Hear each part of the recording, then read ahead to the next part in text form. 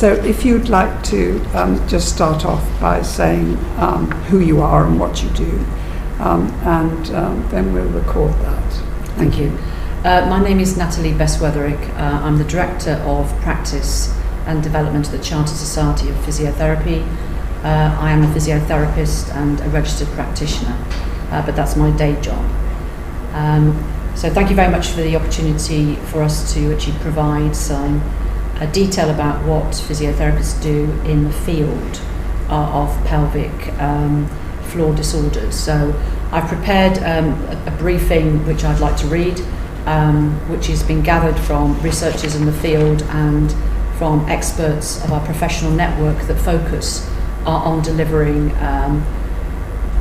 pelvic floor non-muscle muscle training to women with either stress urinary incontinence or pelvic organ prolapse. So if I may, I'll just read that through. And I have got a copy here, but I can obviously send and forward a copy electronically to you subsequent to this hearing. So we're aware that up to 30% of women experience a problem with their pelvic floor muscles at some time during their lives, and for pelvic organ prolapse is estimated to affect between 41 and 50% of women aged over 40. The most common problems that we are aware of experienced by women with pelvic floor disorders are obviously unwanted leakage associated with physical activity, sneezing or coughing, which we know as stress urinary incontinence. As well as we know that this reduces and can do women's activity levels. These disorders can cause secondary health conditions as people age, commonly urinary tract infections, skin ulceration, as well as depression. We know for many women having a problem with urinary incontinence means that they are less willing to leave the house, and they actually frequently stop doing regular exercise. So that's why we get engaged with it. We know that pelvic floor muscle training are proven treatment to improve urinary continence, reduce symptoms of prolapse, and improve women's quality of life, and should be the first line of treatment for this condition. We are aware that a third of women suffer from a pelvic floor condition normally after childbirth, including stress urinary incontinence and pelvic organ prolapse.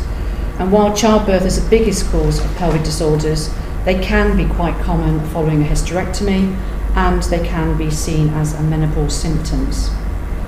We are aware since the early 2000s many women with pelvic floor disorders were often transvaginal mesh implants. However, we are also aware there's growing evidence there's a risk of some complications for some women with pelvic organ prolapse, and we're aware that perhaps up to 1 in 15 women have later had to have their implants surgically removed. Whether or not mesh implants should continue, the raising of this issue has put a spotlight on the fact that many women asking for help from the NHS are not offered conservative treatments first and are directed to surgery. Physiotherapists who have experience in dealing with women with these problems, so they're specialised in this field, or have experience of treating women with pelvic floor disorders, what they do is provide assessment and conservative, which I mean by non-surgical management. This comprises training and strengthening of the pelvic floor muscles, and physiotherapists also provide advice to women with stress urinary incontinence and pelvic organ prolapse on key public health messages which will help them, including weight loss, reduction in caffeine consumption and fluid intake, smoking cessation, and of course trying to reinstate regular physical exercise. The specialist women's health workforce in the UK is not large. We are aware there's about 800 physiotherapists in the UK that have specialist knowledge of women's health and expertise in assessment of these disorders. We know that the size of the workforce, the specialist workforce, is insufficient to provide pelvic floor muscle training in all those require it. So current service provision is limited, we're aware of that, and variable across the NHS in the UK. There's very strong evidence for pelvic floor muscle training to be used. The Cochrane Database Systematic Review 2014, which is the most recent one, demonstrates that pelvic floor muscle training can cure or improve symptoms of both stress urinary incontinence and other types of urinary incontinence, and it may also reduce the number of leakage episodes and the quantity of leakage. I'm aware that NICE are currently reviewing its guideline on urinary incontinence and pelvic organ prolapse in women, and the publication of that updated guidance is due, I understand, in about April of this year. I know the guideline will update the guidelines of the previous ones, including 2006 and 2013. And previous NICE guidelines for urinary incontinence advocates strongly, and this has not changed with subsequent advice, a trial of supervised pelvic floor muscle training of at least 3 months duration as first-line treatment to women with stress or mixed urinary incontinence, and the continuation of an exercise program if pelvic floor muscle training is beneficial. There is also growing evidence that pelvic floor muscle training can at least slow progression of pelvic organ prolapse and in some instances improve symptoms. I'm aware of the PROPEL study, which is a 2018 study funded by the National Institute for Health Research, NIHR, evaluated different models of delivering pelvic floor muscle training for pelvic organ prolapse, and this was to increase access for women to conservative management. The service models that they looked at included some that trained different healthcare professionals at various levels to increase capacity to provide this much needed exercise for some women. The CSP realises that there'll never be enough specialist physios to see every single woman in the UK. That's totally unreasonable. But we do believe that more attention should be paid to the workforce, a wider healthcare workforce. That might be health visitors, midwives, and it could be exercise instructors that could be taught a range of simple exercises to get women started, particularly at the 6-week postpartum sort of exam. We do recommend that women who do have prolapse or stress urinary incontinence are referred for pelvic floor muscle training, ideally with a physiotherapist or specialist as a first-line treatment. But if we get a wider workforce, they should be encouraged to see somebody. And we do need to see an increase in the specialist physiotherapy workforce, and the wider workforce that can actually help women have conservative management first. Well, thank you very much indeed. Thank you for that statement. Can I just pick up something you were saying, that in your experience and that of your society, that the women are not offered physiotherapy as a first form of treatment. And I'm just wondering why that is. Is there something to do with the dynamics of the professions that are looking after the women, in terms that maybe the surgeons don't really rate physiotherapy? I don't know specifically. We know it does happen. The variation seems to occur where maybe physiotherapists are not part of that wider team.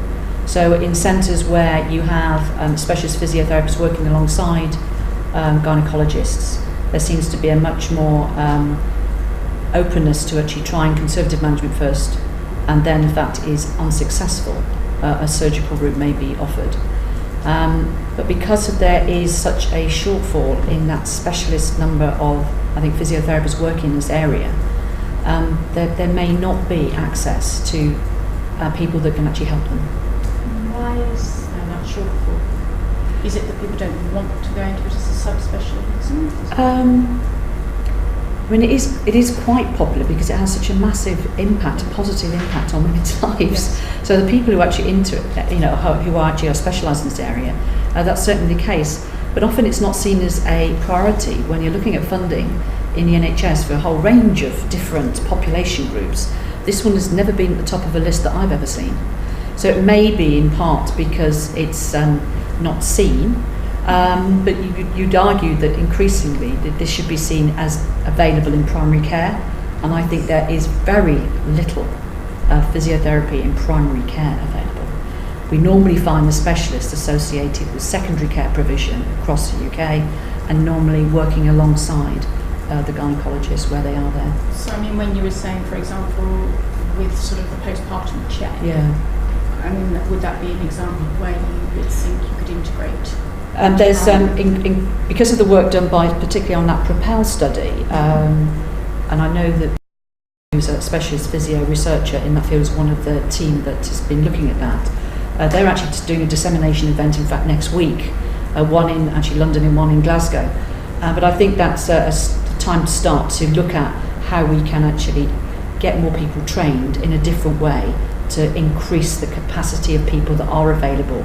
And I think in primary care as a first point of call. There has been work done in Scotland that within the information given to every new mum, is included something around their pelvic floor muscle exercises and if they need to see a physiotherapist. And so I think that's really encouraging, but I'm not aware of that anywhere else. But certainly, I mean, the literature we've read that they have said that although there are sort of instructions given to people to do pelvic floor exercises, people don't necessarily do them the right way.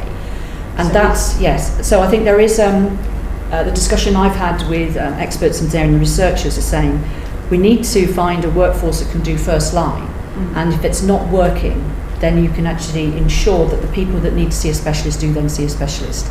Because what the specialist would do is an internal exam and to do a much more detailed understanding and actually help the woman to exercise correctly. And are there any sort of devices or anything like that that could fulfill that role? Because I'm just thinking, if you're lacking specialists, is there a way to sort of... We've not necessarily. If people have got into a bad habit of exercising badly, you need to actually break that down. So it's like exercising anything badly. The pelvic floor is no different. But we do use, I mean, part of that, some services will use what you call biofeedback, which actually helps people understand that that's the muscle they need to contract. And some people do need that specialist intervention because they really can't get it. And it's not them not wanting to, it's just really hard. Working out which muscle. Which muscle you need to contract and how you need to contract it. And then you can actually then start practicing it. So if people are exercising incorrectly, is that actually damaging? It's just not effective on so symptoms. It isn't that it's damaging, it's just not effective. No. And then of course they get disillusioned. It's like, I suppose, human nature with if you've had any injury and you're exercising but actually you're cheating, it's not doing any harm because you're exercising, but you're actually not exercising in the right way to maximise the muscle strength. And that's what you want to get. Maximise the muscles that are required to hold that pelvic floor up. So it just means you're wasting a lot of effort on something that's not going to actually help your symptoms, that's all. But it doesn't do any harm, though.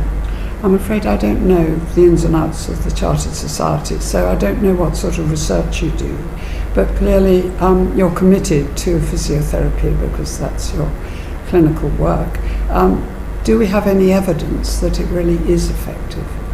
The NICE review and the Cochrane review is absolutely adamant. This is grade A level evidence that pelvic floor muscle training works. Yes, that's There's no doubt about that. Being the case, and this may not be your area, but given physiotherapy has an evidence base that says it's effective, how did we end in a position where so many people were having surgery? I mean, is it availability of services? I think it's about the availability. We have done some previous work very positively with the Royal College of Midwives because we've known for some time that there isn't a big enough workforce out there. So we have worked with the Royal College of Midwives because they have an important role that in terms of postnatal checks. And I think that's we have actually tried that. So there has been exercise formats and things that have been shared through RCM out to their midwife population. But I think it's just the sheer volume of workload for the whole workforce that makes this really difficult to actually add on to everything else you're doing. What about health visitors? Do you? Yeah, we have not done that. Shouldn't we do that? Because they sort of take over at 6 weeks. Yes, they do. Yeah, and so that's something we think with the widening of the workforce we need to actually look at much more carefully. So I think midwives could play a really important part here. Health visitors. Health visitors. As you're right, at the 6-week post-check. If you take a step back from that, isn't there something missing in terms of education for girls and young women? Yes. What needs to happen? Well, ideally, young girls need to be taught at probably about the age of sort of 13 and 14. I mean, we know that if you've got good pelvic health through your lifespan, it's going to help enormously. But it's never mentioned. But I would argue then yes, it can make a difference if you actually have a really strong pelvic floor. Has the Chartered Society made attempts to engage with the education system? Some of our members who are experts in this area do this at a local level, but it's not been something we've done at a national level. So there's no coordination? There isn't at the moment, no. It's not been seen as a priority, I think, in terms of public health. So where we need to go to would be the Public Health England in terms of is it a priority for young people to actually be aware of this early on. Can I just ask about the 800 specialists that you mentioned? You're saying that that's simply not adequate. Do you have any sense of the number that would be adequate? Well, my view, I haven't looked at that, to be honest, but my view is you'd never have enough for the entire population you've got in the UK if you think about how many live births we have per year, just on that level alone. And then if you added other prevention agenda, it's massive. So we've got to think about doing this in a different way. So I think it needs to be probably looked at as it's everybody's business rather than just seen as a few people's business. Looking forward, you could argue that it needs to be part of the physical activity agenda, but specifically about raising people's awareness of good pelvic health earlier on, because then that would actually translate. Some of our members have made very good links with like Mumsnet and other organisations to try and pass these messages out. NCT do a great job as well. So it's all of it together helps, but it's still not actually reaching enough women. Plus, that only reaches women who are having children, essentially. Yes, yes. It is. It's a big proportion, but it won't reach those that don't. Yeah. Yeah. I mean, we understand that in France there's a mandatory program, is there not, for women who've given birth? Postpartum or sort of 8 weeks training that they're expected to do. I mean, whether they actually comply with it and do it, I don't know. But I mean, it is part of better women's health going forward. And it seems that sounds fantastic.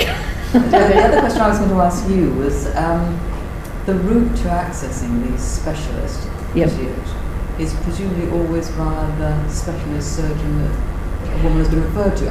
I'm trying to get at here the primary care. Are women being pointed in the direction of specialist physio before making an appointment to see a specialist consultant about problem to pelvic floor? I think that there is massive variation. I think where primary care are aware that there is a specialist service they can refer to direct from primary care, they will refer. But the GP knowledge base is normally not brilliant when it comes to knowing every sort of area. It seems an obvious one, because if this is always recommended as the frontline, first-line, conservative treatment, wasting time to put a woman on a waiting list to see a consultant, when frankly we could divert from that and go straight to the physio, because that's presumably what they're going to offer in the first place. It's the obvious thing to do. So it seems to me that every GP should be thinking, if this is potentially a problem, we should be able to access that service direct. But I don't think in some areas you do have direct access. In my area, it doesn't have to go through a GP. Yeah. Women can approach a physio. But how often? But that's not universal at all. No. And I know. So, for example, sort of Hertfordshire area, everything has to go through a GP. Everything. You can't see physio. You can't see anybody unless you go to see the GP. And the GP has to be absolutely explicit about what they're asking for, otherwise it gets sent back to the GP. So, it's a real variation. So where I live in Gloucestershire, and I've got full direct access. I can refer myself wherever I want, and that's because I've got knowledge as well. And a lot of areas are like that. And where you've got self-referral, people do. But that's far from being universal, and that's to do with the contracting mechanism.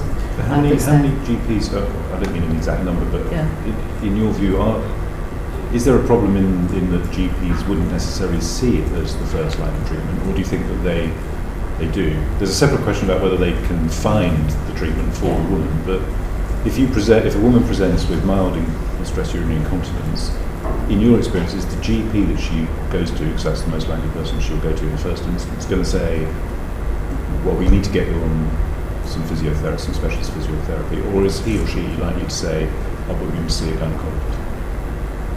I think there will be probably an absolute mix of people that had no idea there's a conservative option, and people so they refer direct to a gynaecologist, but they may have a specialist on their team, and there'll be others that say, you need to be referred to conservative management first. I think we would see that massive variation across NHS. I would suggest quite a poor knowledge base amongst GPs. I would think it's not in the top 10 of their areas that they would be thinking of.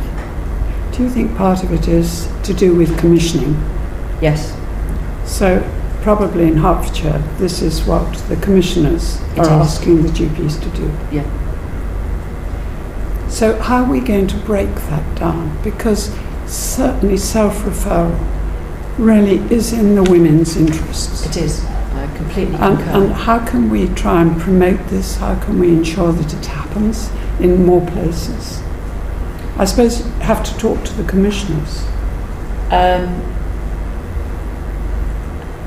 Well, I think for England in particular, the recent announcement of the GP contract and the long-term plan would give me personally hope that they're seeing that we need to have a change in direction, where more services are provided for within the primary care team, and rather than the first port of call being the local hospital.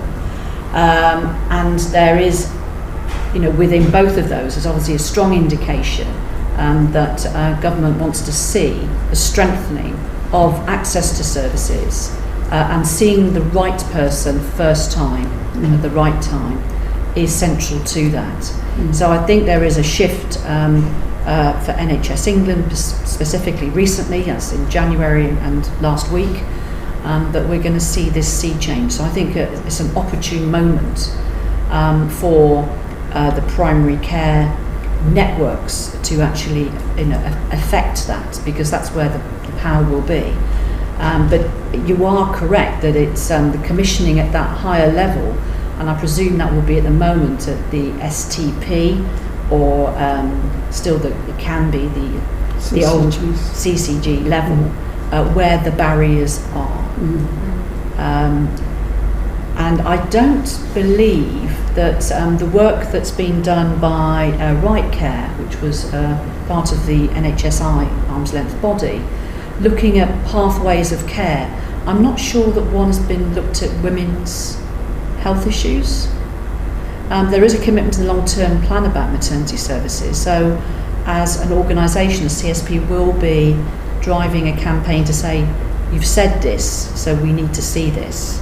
So I think that's an opportunity for us as a profession to exert some influence in that. But the right care pathways which have been established for frailty, and for I'm aware that they're looking at one for community-based rehabilitation and others, where they've been put into place, that puts pressure on the commissioners to commission the evidenced pathway for that population group.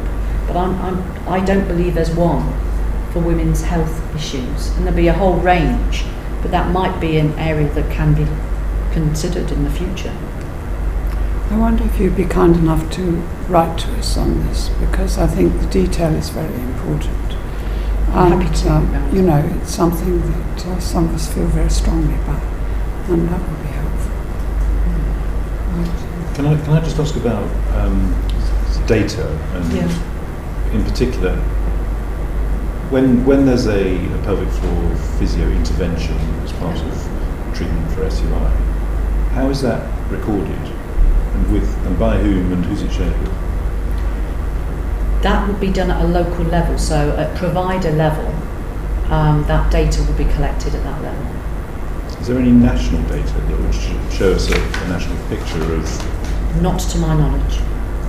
Not to my knowledge. Would that be useful, or would that not be? What I am aware that is going to be developed across community services is called the community data set, and a new way of capturing interventions for different groups. I think it's been a bit delayed. It was supposed to be piloted like now, but it's been delayed with probably other things that are going on. But they were going to develop these, what you call community currencies, which they were around like children and young people. I'm sure there was one for either maternity or a big part of maternity services, frailty and short-term conditions, etc. So it would be interesting to see if that's a way that you would get aggregate data about what's happening, because that would be the first time a community data set would actually be collected across the whole of England. To my knowledge at the moment, data that is collected, and it will be because of the tariffs and payment systems, would be limited to just that. And no data about outcomes, obviously. It would be done at a local level, but there's no way of aggregating that, because there's no system in place to aggregate the data that is collected locally. And what about clinicians would do that routinely because they want to see if their interventions are working. In terms of women presenting with mesh-related pelvic floor issues or pelvic pain issues, and the use of physio in managing pelvic pain, have you got any data or trend data on that?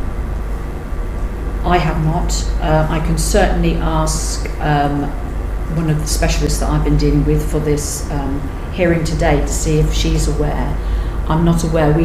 I'm aware that there are specialist physios that do deal with pelvic pain, but they may be a range of reasons why there's pelvic pain, which may include mesh, but could also be for other reasons. But I don't know how much work has been done on that, or research in the extent of people presenting with pelvic pain. But I'm happy to come back if I can find any evidence from the experts and the researchers in this field. Thank you.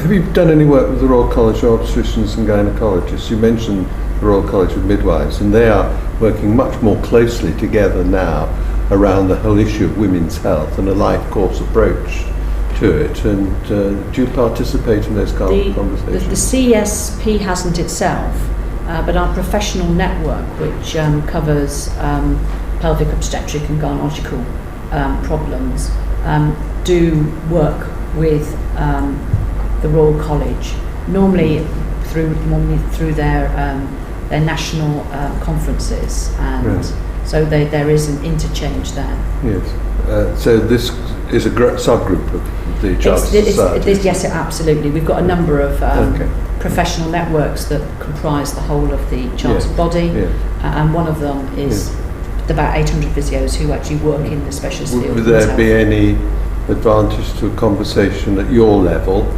with the president of the RCOG and the head of the RCN about working together?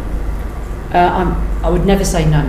So I'm sure every opportunity, we wouldn't want to miss it. No, I'm trying to find out whether you would want to initiate such a conversation. I'd be happy to, honestly, because we've got enough specialists in the area who are really, really keen on this. This is, for some people, it's like a life work of actually really ensuring that women get the best deal. And conservative management, it's not invasive, it's simple, it's easy, and it works. So we know we're doing work with a number of our specialists to try and get messages out to women in very, very different ways. And we've seen some fantastic work done by a physiotherapist who happens to be a comedian. She's called Elaine Miller, so if you're ever at Edinburgh Fringe and you see her, her entire work is actually around women's health issues and about not avoiding terrible use of a word, voiding, isn't it? In terms of the importance of pelvic floor, but for some people actually translating it into a different way has opened up ways into whole communities.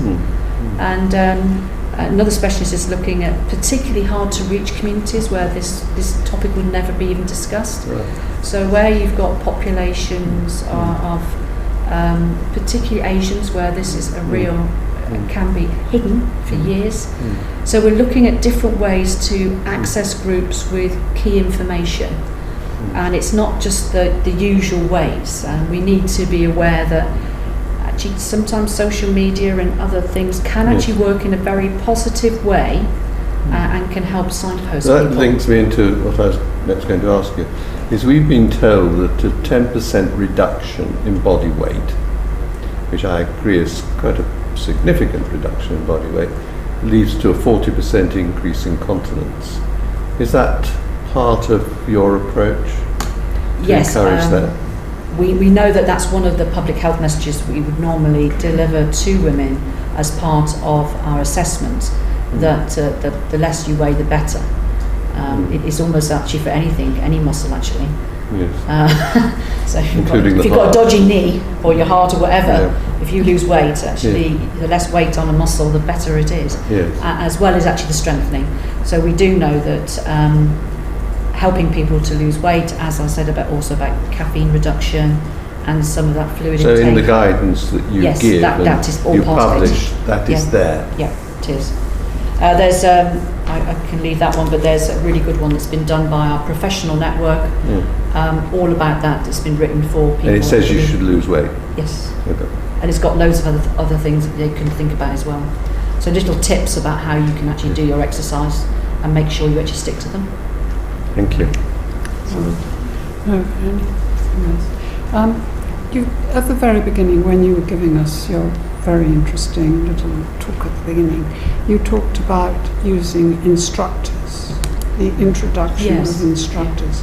And I think there was something else you were saying, sort of middle way between a physiotherapist and an instructor, and I think there was somewhere in the middle you were saying. But I just wondered about these instructors, because when you're so short of the workforce, it seems you're trying to be really creative in thinking of other ways of spreading the very good systems that you want women to adopt in terms of strengthening their pelvic muscles and things.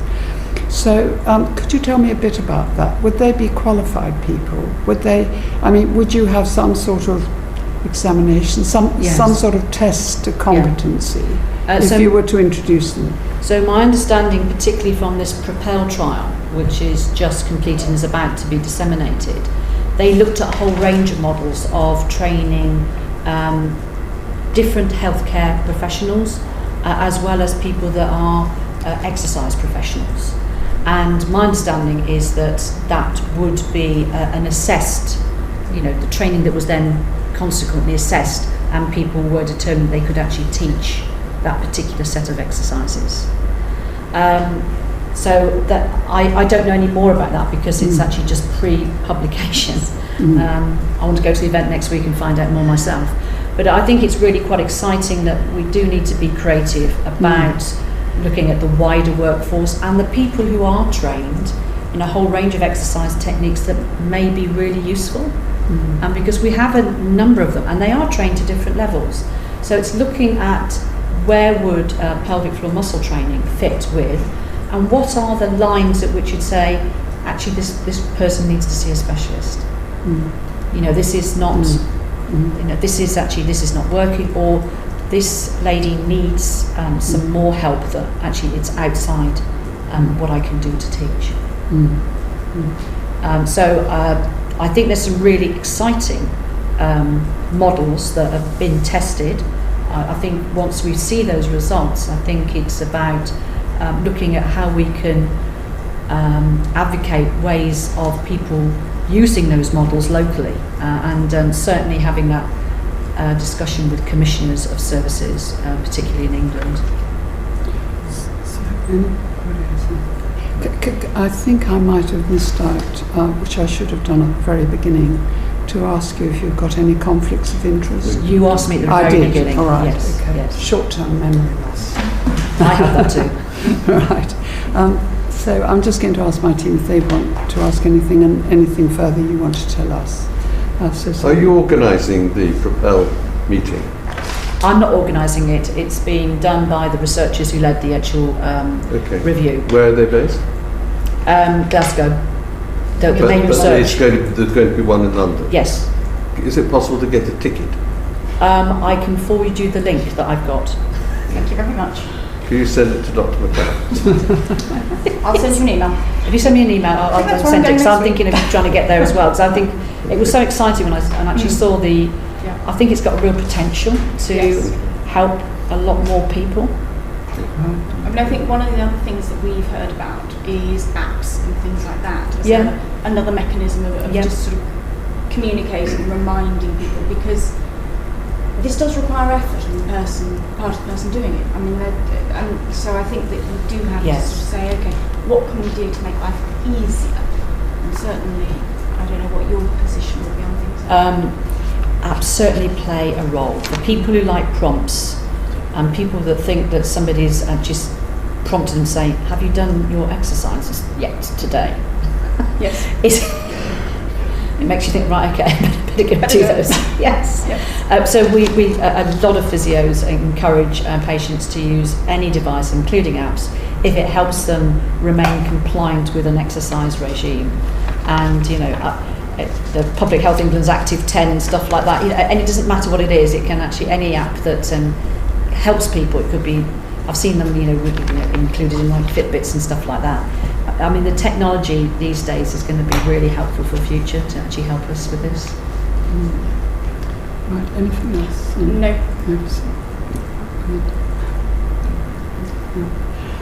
So have you anything further you'd like to tell us? No, that's fine, thank you. So you're just going to send us a bit more material that we've asked for? Yeah. And that document looks really good. Thank you very much indeed. So thank you for all you're doing for women. Thank you very much. For Thank you the for inviting me profession. today. So thank you very much.